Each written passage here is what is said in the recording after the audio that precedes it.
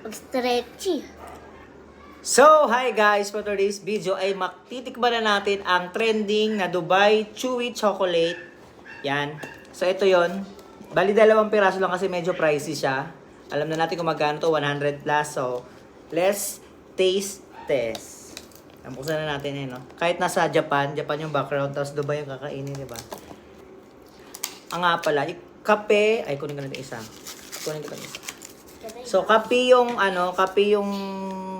pinakabalot niya, tapos alam ko marshmallow yung ano na to tapos nasa loob is pistachio. So let's taste test na. Can I taste too? Wait po, bite na ako. Okay.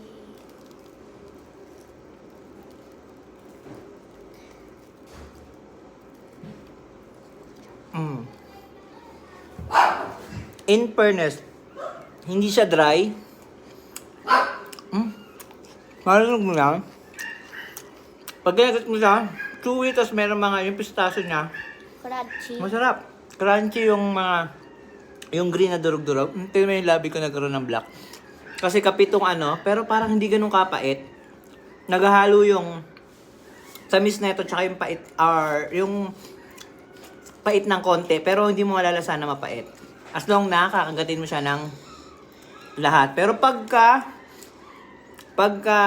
titikman mo lang siguro tong mapait. Mapait ngayon lang. Pero pag kinagat mo siya,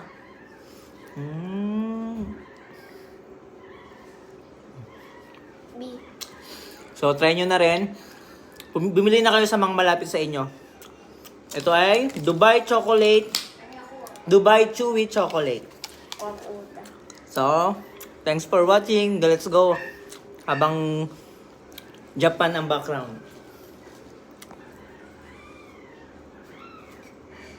Mag-stretchy.